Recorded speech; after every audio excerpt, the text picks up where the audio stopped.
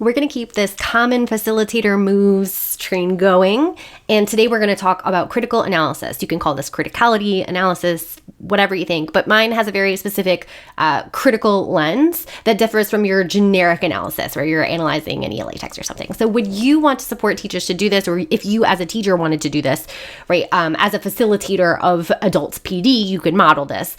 I think this is the go-tos that I would use for the slides and the techniques that you're using. Again, you can use whatever you want, but I'm going to walk you through what I have, and then you can grab the link to the specific slide deck that I'm walking you through in the notes below. Common slide for getting participants, like adults or even students, to engage in some critical analysis. One of my favorite pieces of the framework from Dr. Gholdy Muhammad in her Hill model, she talks about this in Cultivating Genius, her book, also Unearthing Joy, her second book, is this notion of criticality. So this is one of the 5 pursuits that she discusses. And I absolutely love it because it takes analysis to the next level.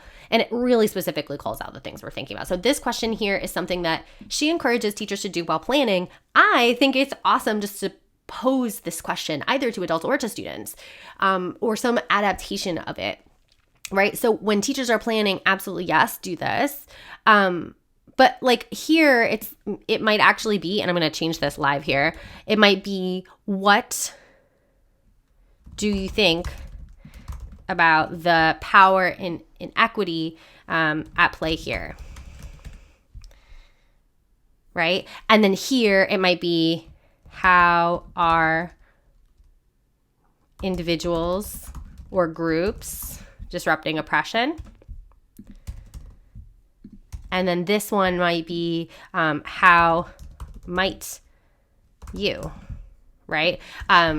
Disrupt oppression, right? Something like that. Or how might we disrupt oppression? So kind of taking that question, and I wanted to show you kind of the walkthrough from like what it was in her initial model and what we do when we're planning to like, what do we want students to grapple with and adults to grapple with when we engage them in conversations like this? So this could be a question that comes up every time that you're talking about a historical situation or some sort of like a scientific study or whatever it is. We want to ask these specific questions, and feel free to play with the wording here to get it to your liking, and then share it with your students. So the next 2 are similar. This one is from Sylvia Duckworth. And this one is actually from Lindsay Warren, who was on the podcast talking about this identity wheel. And the difference here, the questions are the same. The difference here is that this one is filled out. So you can actually see each of the identity pieces and their proximity to power based on how an individual would identify around each of these pieces of identity. Here, it is not filled in. It just notes that like the least power, some power, and the most power are kind of the 3 categories. And so students have to do a little bit more analysis and a little bit of a heavier lift to consider this. But how I would use this is when we're talking about, again, a text, a scenario, something like this. Maybe we're looking at a primary source from a historical time, right? What multiple identities does the author hold? So we name that, and then we name, okay, so what's their proximity to power, the author, in all of those identities that we can name? Whose stories are missing, right? So the author has this one context of the story. Whose stories are missing in relation to this one text, but also to the texts that we have explored so far, right? I think this is a really excellent option for students to kind of be supported in their criticality.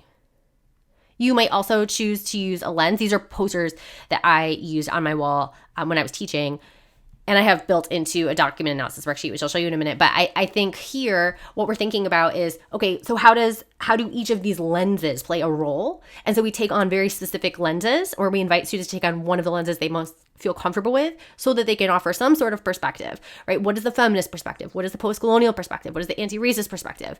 And so they're getting more and more practice if we use this every time they examine a source or an idea. Some folks might use this. I've been using this with my investigating history folks, and my history teachers love grapes. So it might be, like, let's analyze through this lens. I don't necessarily think that criticality is inherent in this, but it may support criticality. This is more specific to criticality.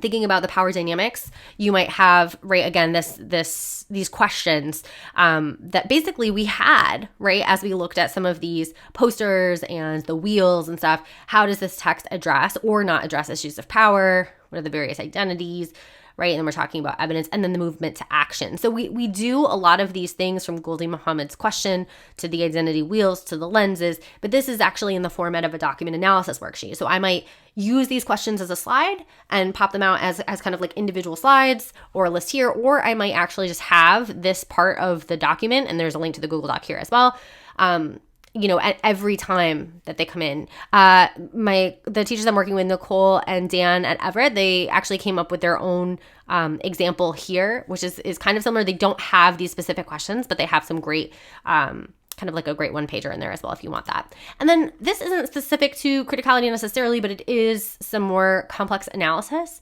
is if you use, and this comes from Harvard's Project Zero, thinking about practicing analysis, you might ask a question or say, we just looked at this document, and then you have students choose a color, symbol, or image that best represents that idea.